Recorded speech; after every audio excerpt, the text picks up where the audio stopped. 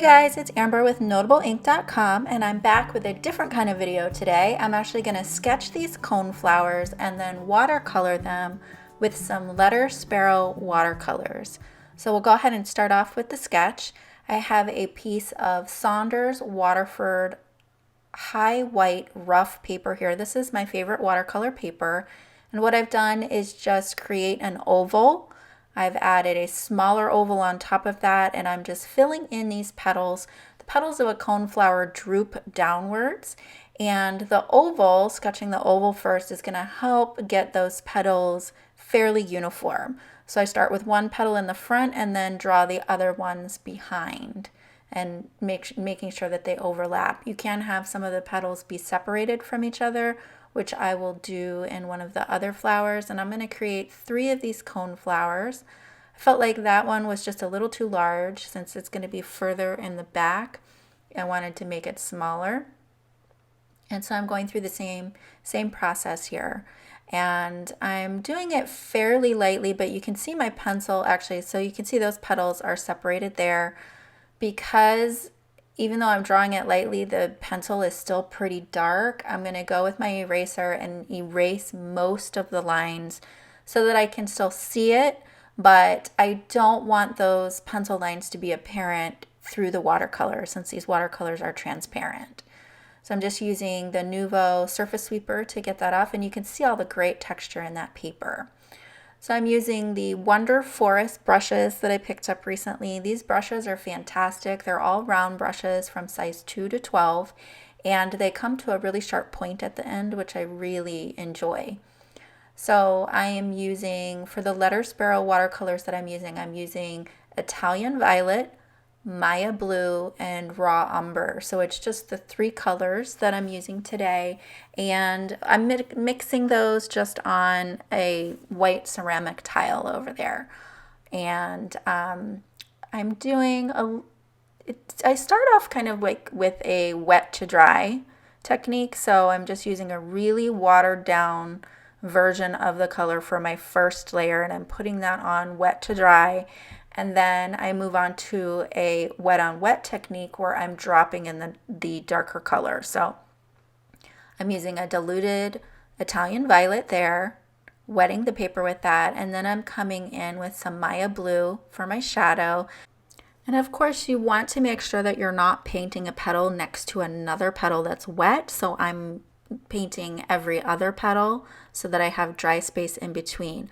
I'm also taking note of whether or not that petal is behind the petal adjacent to it or whether it's drawn in front in the forefront. If it's drawn behind, then I'm going to want to add some deeper shadow there like what I did with the last petal. Now this petal is in the forefront of this flower, so this one is going to be lighter all around with a shadow or deeper color at the base of the petal.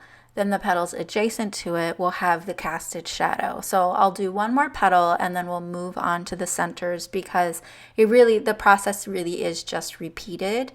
It's totally okay if your petals aren't uniform in color or look the same. I think that is the beauty of watercolor. So here I've laid down the base layer. I'm coming in with a little bit of a deeper, and now I have the Maya Blue where I'm really going to cast that deep shadow. So after this, we're going to move on to our centers. For the centers of the flowers, I'm going to use Caput Mortuum. That's going to be the color that we use. And again, same thing. I'm using a diluted color to put down the base, which is wet on dry.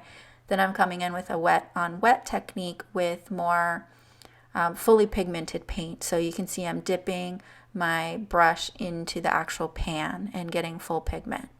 And I'm putting that down at the base, and I kind of want a little bit of a mottled texture, so I may pounce the very tip of the brush at the tip of the center of the flower just to add that mottled effect so that you can see the texture of the center of the flower. So I'm going to add shadow around the bottom and the sides here, and then you'll see me pounce around the top there. And then we'll move on to the stems and the leaves. And it's a similar process with the leaves. I'm going to start with a very diluted layer, and then I'll come in with the darker colors to add depth and layers. So You can always add darker color, but it's really hard to remove the color. Of course, some colors lift better than others, but you'll have much better success if you start with lighter layers of watercolor and then build that color up with your layers. So for the leaves, I really was kind of just practicing with the brush strokes and seeing what kind of shapes I could get with the leaves. So the leaves look less natural to me and a little more manufactured. I wonder if I would have done better if I had actually drawn the leaves. I'm not sure why I didn't. I just didn't, I guess. I also think I didn't have enough water on my brush either. So here you can see that it really gets quite dried out. And so I'm not getting as much flow with my brush across the paper as I would have liked. I think I would have gotten a better leaf if I'd had more moisture on the brush. Also, it might have been better to use a larger brush than what I used for the petals. So just lots of different things to play around with there. I think this was a really good exercise to practice, and I probably would use more water and a larger brush next time I do my leaves, just so that the belly of the brush would be larger and create kind of like a fatter leaf, if that makes sense.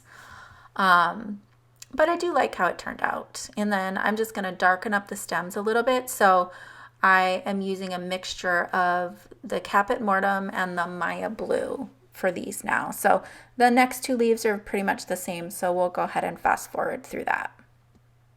I was a little afraid to create a background of this card and maybe ruin my flower petals that I was really happy with. So I just decided to hand draw a border, and whenever I do that, I like to do 2 lines to make it a little sketchier looking, and I'm using a sepia colored Sakura Micron PN pen for that, just to keep everything neutral.